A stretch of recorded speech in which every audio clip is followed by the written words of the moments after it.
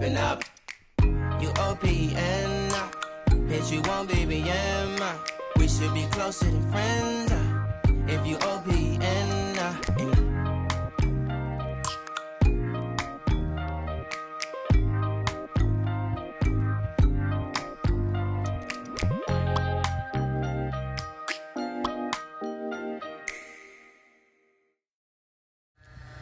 What's good, YouTube family? And I am back again for the second time today with another video. Remember to like, comment, subscribe. Everything is in the description down below. Facebook, Snapchat, Instagram, whatever the hell else. So I am going for my daily walk. This gives me meditation throughout this quarantine ordeal. So I just go for a walk every day. I'm actually going to the store as usual, but going for a walk. I love rainy days. It's so soothing. It's great to sleep to. Great to listen to music to. All kinds of stuff. Just a good day. So I'm back. As you can see, I am in the house. It was just way too windy outside. It was too much going on. There was too much people just outside. It was just too much. So I just waited until I got back into the house to talk to you guys. So this video is going to be relatively short because earlier I made a longer video for you guys and it's late and I kind of just want to chill out and relax and wait for my company to get here. So I'm going to keep it short and simple. So what is it about heartbreak? What does heartbreak mean? What does it mean? Heartbreak means when you feel like you put your all into a situation. You feel like you give yourself to somebody wholeheartedly, you trust them with everything in your power, and you just going head on with whatever it is that happens, you know what I'm saying? But it also means that it's like it can tear you down really, really, really bad. Love and heartbreak are two different things, but heartbreak mainly is like never a good feeling. It's never something that you can really cope with. It's never something that you truly get over, and that's a pandemic that goes on in like the love and social life. So heartbreak can come in many different forms, shapes, and sizes. One being betrayal. Another being trust being broken. Another one being just like finding out about things that you wouldn't expect to find out about. You know, heartbreak just comes from many different sources, many different aspects. Heartbreak is never easy to deal with emotionally. I mean, yeah, you can get over it, but it's like kind of something that sits in the back of your mind. I feel like it's something that if someone tries to come back around and they try to mend it, things will never be the same. Like for example, I was seeing a guy for about 2 years and we really hit it off. Like we was tight, we was cool. Our connection was like unbreakable, like no one can break us apart. Like whenever you seen him, you seen me, and it was just like that type of connection. Things were sweet. We was going out on dates and different things. We was going out to lunch. We was just doing like the typical dating thing, like the typical dating thing. Things got a little serious. Obviously, you know what guys do and, you know, what females do when they're in love or when they like each other and stuff like that. And things happen and emotions get deeper and emotions get involved. So long story short, it was like this for like a good year or two. Then behaviors started getting different. Always look for behaviors. If behaviors start getting different, look for that. But I'm going to visit that in a second. But his behavior just started getting different. He started getting more distant. Text messages started slowing down. All the typical red flags that you need to know that things are not the same. So then push come to shove, some months go by. Then I found out he was cheating. So that kind of like really broke my heart. I'm still kind of getting over that. Emotionally, I have forgave him. I haven't spoken to him since. And just like, you know, cleared the air and now we're like, whatever, so that's good. But some relationships can be fixed, some friendships can be fixed, and some can't. but it really depends on the deepness and the severity of the heartbreak, because it can come in many shapes and forms. Like, someone could be dating somebody's friend, someone could be cheating, someone could just be with people for the wrong reasons. It's a whole lot of contributing factors that go with that. And based on my personal experience, that's the time where you don't look at it as you're the problem. You don't look at it like you did something wrong. You look at it like that's their loss. You heal yourself. You become better than ever. And you just keep it moving, like keep it forward. Me personally, I would say I'm a very forgiving person, but I do not forget. And it just can be something that can just tear you down to your wit's end. Like, you know, crying, not wanting to get out of bed, not wanting to leave the house. I've been through all of that with him or with the situation.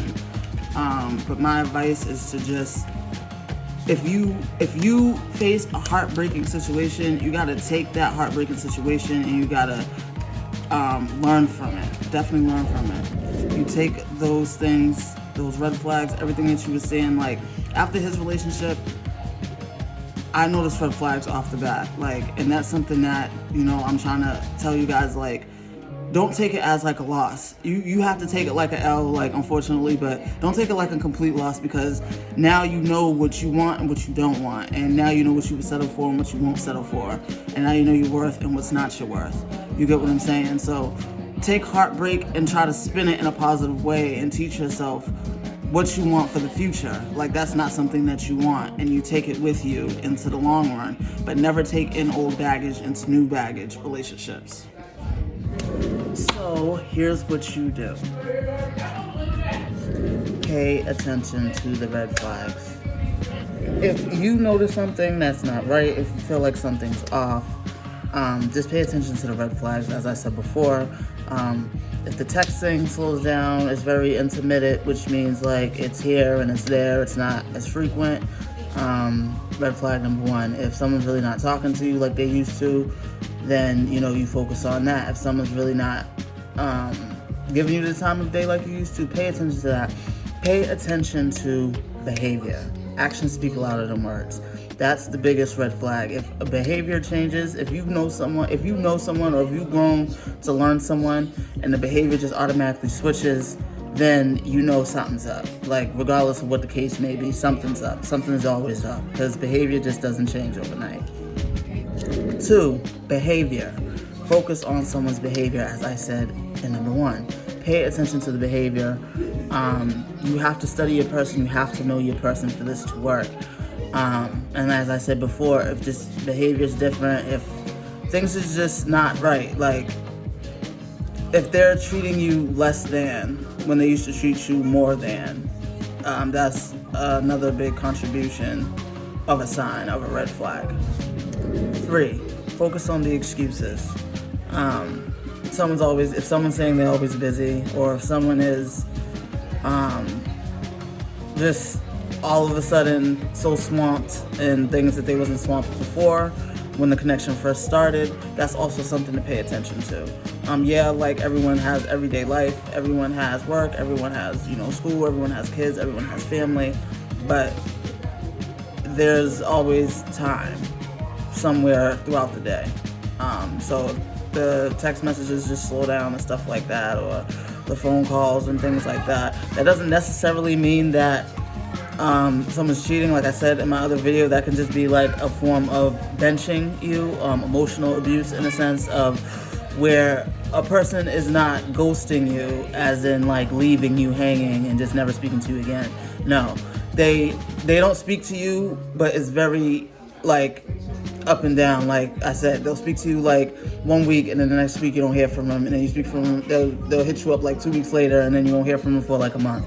That's what I mean. So you also got to pay attention to that, because 9 times out of 10, either something else has their attention or someone else has their attention. And last but not least, because this video is a little bit long and my company is blowing me up, and intuition. Focus on intuition. Your intuition, first and foremost, let me tell you, is one of the most powerful tools that you can ever have within you. If your intuition is telling you something ain't right, or if your intuition is making you act a certain way towards somebody and you don't know where it's coming from, if your intuition is just setting you on a path where it's like, yo, this ain't right, something's probably not right. Like, whatever it is that is not sitting right with you, pay attention to your intuition. Your intuition will never steer you wrong. It's like a gut feeling. My mother used to always raise me and tell me, gut feeling is everything. If your gut's telling you not to do something, don't do it. So the same rule applies. If your gut is telling you something isn't right about a situation, or if your gut is telling you that something has changed within the situation, 9 times out of 10, it has. Whether the person be honest with you about the reason or not, it has. And that's another thing to also focus on. Those are the main things. Your just intuition, behavioral changes, the red flags, like the biggest red flags, and patterns. Like, everything comes in a pattern. So like, if things is just not adding up the way it used to add up before, then 9 times out of 10 you're not wrong about how you're feeling. Never feel that you're wrong about how you're feeling, no matter how much a person tries to downplay it, because that's the avenues that you can take to avoid heartbreak. I'm giving you guys gold here. So with that being said, I'm going to wrap this up because I am tired and this is the second vlog for today, and I love you guys, but I have to go until tomorrow. So remember to like, comment, and subscribe. Everything in the description down below. Facebook, T Huntley, Snapchat, Breezy, BREEXZIE, Instagram, False Eyes with a Z24. Love you hard, love him back, and until next time, guys.